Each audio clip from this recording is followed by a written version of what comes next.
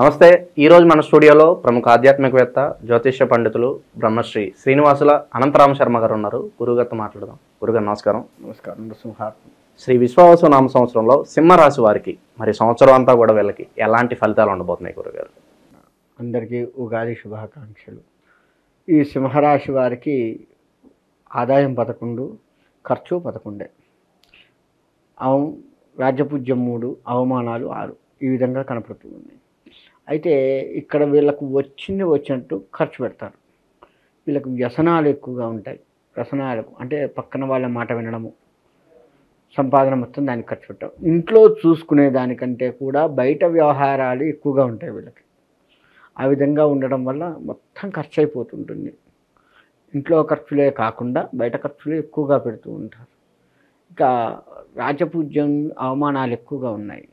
అంటే వీళ్ళు పెట్టే ఖర్చుని కొంతమంది నా కోసం పెడుతున్నాడు అని అనే వాళ్ళకంటే వీడు వేస్ట్ ఖర్చు పెడుతున్నాడు, చెప్తే వింటలేదు అనేది ఎక్కువగా కనపడుతుంది. వీళ్ళల్లో వచ్చేసి మొండితనం ఎక్కువగా ఉంది.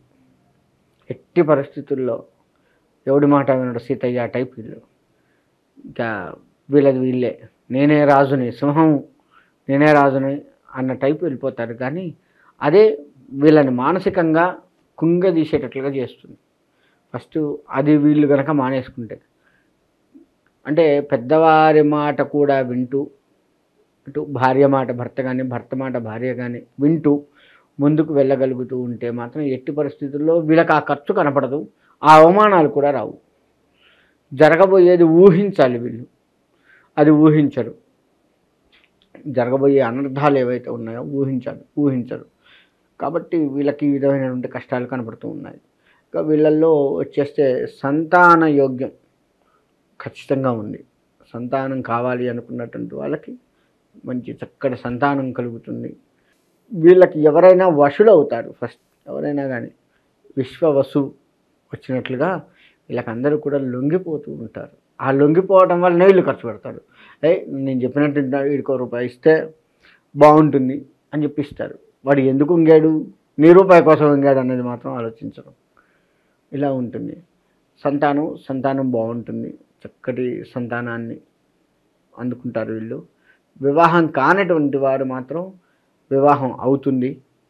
అది కూడా వీళ్ళకి ఎట్లా ఉంటుందయ్యా అంటే, వివాహంలో తొందరగా కావాలి అన్న ఊహలో ఉండి చూస్తారు. కొంతమందికి ఈ రాశిలో కొంతమందికి వివాహం అవుతుంది, కానీ విడాకులు అయ్యే సూచనలు కూడా కొంత కనపడుతూ ఉన్నాయి. కొంతమందికి మాత్రమే, అందరికి కాదు. మళ్ళీ వివాహం అయ్యి విడాకులు అవుతాయట అని చెప్పేసి అందరూ అనుకోవద్దు. కొంతమందిలో వీళ్ళకి విడాకులు కూడా వెంటనే విడాకులు అయ్యేది కూడా కనపడుతుంది. 1-2 నెలల్లోనే. అది కూడా ఒక్కొక్కసారి 1-2 నెలల్లో అవుతుంది. అది కొంచెం జాగ్రత్త పడండి. వీళ్ళకి ఇంకోటి ఏందయ్యా అంటే, వీళ్ళకు మరణ భయాలు ఎక్కువగా కనపడుతూ ఉంటాయి. వీళ్ళకి మరణ భయాలు, ఏది ఏమవుతుందో అన్న భయం, ప్రతిదీ కూడా భయమే వీళ్ళకి.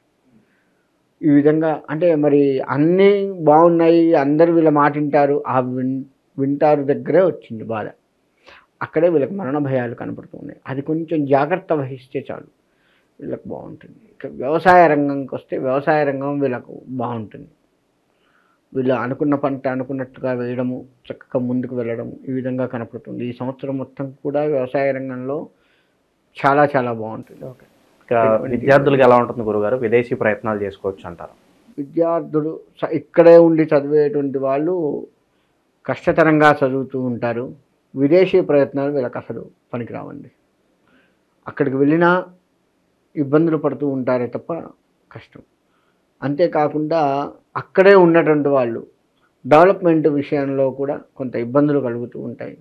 అక్కడ ఉండి నేను ఇంకా ఏదైనా అక్కడున్న ఫ్రెండ్ సర్కిల్, అక్కడున్న వాతావరణానికి ఇంకా ఏదైనా డెవలప్ చేయాలి, ఉన్న ఉద్యోగాన్ని, లేదు ఏదైనా పెట్టుబడి పెట్టి చేయాలి అంటే మాత్రం వీళ్ళకు లాస్ ఆఫ్ పే. ఎట్టి పరిస్థితుల్లో కూడా వీళ్ళు దానికి ముందుకు వెళ్ళలేరు. కాబట్టి విదేశాల్లో ఉన్న వాళ్ళు జాగ్రత్త పడాలి, విదేశాలకు వెళ్ళాలి అనుకుంటూ వెళ్ళిన వాళ్ళు జాగ్రత్త పడాలి. అన్ని రంగాలుగా విదేశాలకు ఉన్నటువంటి వాళ్ళు, మన దేశం నుంచి విదేశాలకు వెళ్ళిన వారు మాత్రం జాగ్రత్త పడుతూ ఉండాల్సిందే.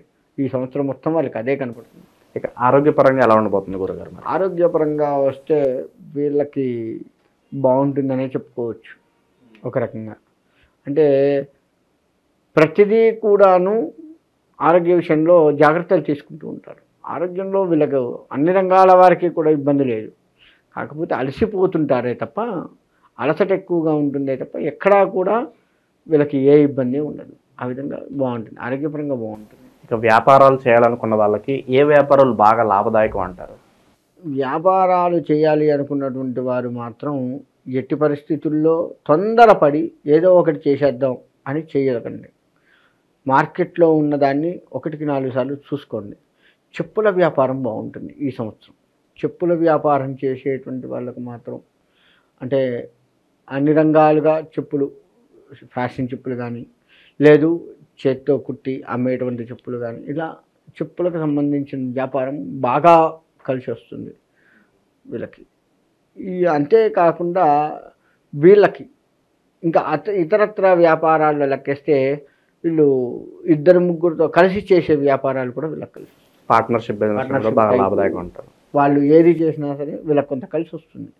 ఎందుకంటే ఒక్కళ్ళ మీదే బర్డెన్ పడదు, ఇద్దరి మీద బర్డెన్ పడుతుంది. అందరూ కలిసి కూర్చొని ఆలోచిస్తారు. సో అలా ఉన్నటువంటి వ్యాపారం 2-3తో కలిసి చేసే వ్యాపారం చాలా బాగుంది. ఏ వ్యాపారం అయినా చేయొచ్చు ఆ విధంగా లెక్కేసుకుంటాం.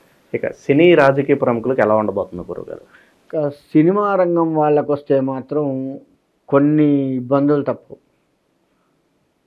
వీళ్ళకి అడుగడుగు అవమానాలు, దర్శకులకు కావచ్చు, వీళ్ళకి అన్ని రకాలుగా అవమానాలు, హీరోయిన్స్ కూడా ఈ విధమైనటువంటి అవమానాలు కొంత కనపడుతూ ఉన్నాయి. రాజకీయ రంగంకి వస్తే దూసుకుపోతున్నట్లుగా కనపడతారే కానీ ఏమీ చేయరు. ఈ సంవత్సరం చేస్తున్నట్లుగా బిల్డప్లు ఇస్తుంటారు కానీ ఏ పని చేయరు. ఏదో తాత్కాలిక పై మెరుగులు మాత్రం చూపిస్తారు. తద్వారా వీళ్ళకి కొంత మంచి పేరు వచ్చినా ఆ పై మెరుగు పోయేసరికి వీళ్ళకి మళ్ళీ ఏం చేశాడు అని, అంటే కొంత మంచి కనపడుతుంది రాజకీయంలో, కొంత చెడు కనపడుతుంది. కానీ చెడు ఎక్కువగా కనపడుతుంది రాజకీయంలో లెక్కేస్తే. రాజకీయ రంగంగా వీళ్ళకు అన్ని రాజకీయ రంగం వాళ్ళకి ఇది మన వార్డు మెంబర్ దగ్గర నుంచి లెక్క వేసుకుంటే రాష్ట్రపతి వరకు, చిన్నవాడి నుంచి పెద్దవాడి వరకు అందరికీ కూడా కొంత చెడు కనపడే సూచనలు ఉన్నాయి రాజకీయ రంగంలో. అది జాగ్రత్త వహిస్తూ మెలుగుతూ ఉంటే మాత్రం ఎట్టి ఇబ్బందులు ఉండవు. ఇంకా మంచి ఫలితాలు పొందడానికి గురుగారు సంవత్సరం అంతా కూడా చేసుకోవడానికి వీలుగా మంచి రెమెడీస్ ఏదైనా ఉంటే తెలియజేయండి రాశి వారి కోసం.